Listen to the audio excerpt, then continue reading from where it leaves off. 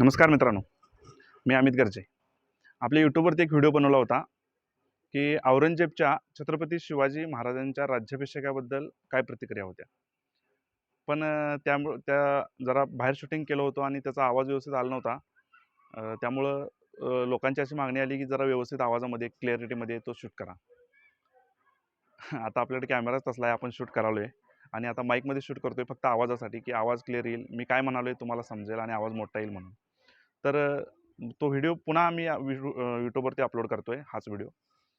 तर मित्रांनो, पार्श्वभूमी सांगतो की अफजल खान आणि यांना मारल्यानंतर छत्रपती शिवाजी महाराजांची दहशत सगळीकडे झाली होती आणि छत्रपती शिवाजी महाराजांनी जो राज्याभिषेक करून घेतला त्याला औरंगजेबला एक पत्र पाठवलं की आमच्या राज्याभिषेकात तुमचा एखादा प्रतिनिधी पाठवा. आणि औरंगजेब ते ऐकून नाराज झाला, उदास झाला आणि तो आपल्या दरबारामध्ये येतोय. आणि दरबारामध्ये आल्यानंतर त्याचे अलगाम लागायला चालू होतात की हिंदे शहिनशाह दक्कने वगैरे वगैरे असं. आणि ते ऐकून तो सुन्न होतो आणि आपल्या सगळ्या शहजाद्यांच्यावर नाराज होतो, आपल्या सैनिकांवर नाराज होतो आणि आपल्या सैनिकांना ते थांबवतो, अलगाम म्हणतील. आणि तो म्हणतो की ये सब फिजूल है शहजादे, तंगेज और तैमूर के खून ने कभी शिकस्त नहीं देखी थी, पूरे हिंदुस्तान पर मुगलिया सल्तनत का ख्वाब देखने वाले बदौलत आज ये क्या देख रहे हैं। हमारी नजरों के सामने उस शिवा ने पहले ही हमारी सल्तनत की तौहीन कर चुका है वो, और आज आज हमारे लाखों के फौज के सूबेदारों को खदेड़ कर वो खुद शहंशाह बनने जा रहा है। क्या कर सकते हो तुम? अरे क्या कर सकते हैं हम? कोई है जो उसे रोक सकता है? उसे कोई नहीं रोक सकता। कोशिश तो लाख की है सभी ने, लेकिन उसे कोई नहीं रोक पाया। उसे रोकने के लिए गए थे ये हमारे मामूजान शाइस्ते खान जी। क्या हुआ?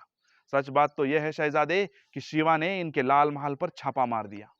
ये तो किस्मत के बहादुर थे कि इनको सिर्फ 3 उंगलियां खोनी पड़ी थी। दुम दबाकर भाग आए दक्खन से। उस शिवा की इतनी दहशत खाई है इन्होंने कि अभी दक्खन का नाम भी लिया तो इनकी बची हुई उंगलियां कांपती है। क्या ये रोकेंगे शिवा को? है इसकी हिम्मत कि इस शिवा के सामने खड़े रह सके? नहीं है। या फिर ये जोधपुर के राजा जसवंत सिंह जयसिंह।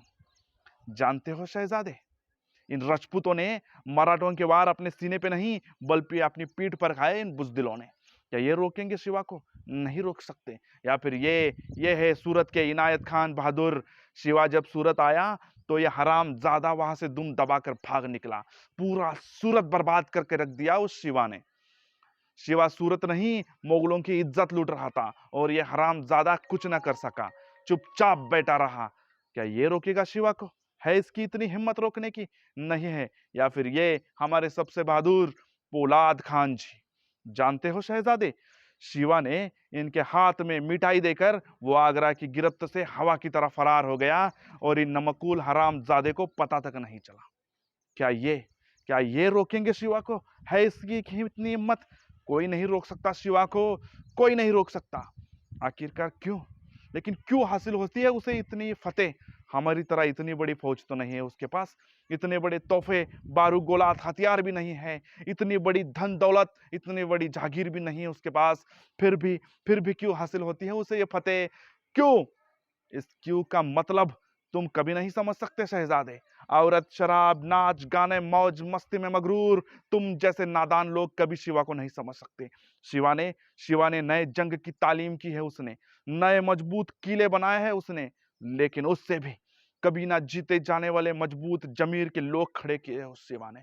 शहजादे, हम आज तक ये मानते थे कि हम इस दुनिया की हर नायाब चीज खरीद सकते हैं, पर हम उस शिवा के जाबाज मराठों को खरीद ना सके। हमने उन्हें लाखों की जागीरी का लालच दिखाया, पर उन जाबाज मराठे ने उसके ऊपर थूक दिया। वो मराठे हैं शहजादे, वो बिकते नहीं हैं शहजादे। मराठे बिकते नहीं, मराठे झुकते नहीं, मराठे रुकते नहीं, मराठे थकते नहीं। इतना ही नहीं शहजादे, ये मराठे तो मिटते भी नहीं हैं। शिवा चालाक है, होशियार है, धोखेबाज है, हाँ है, लेकिन उसकी चाल चलन दूध की तरह साफ और सूरज की तरह चमकदार है। इसीलिए तो उसकी कामयाबी चार मीनार की तरह आसमान की ऊंचाइयों को छू रही है। वो दूसरों के मजहबों कलमों की, औरतों की इज्जत करता है वो।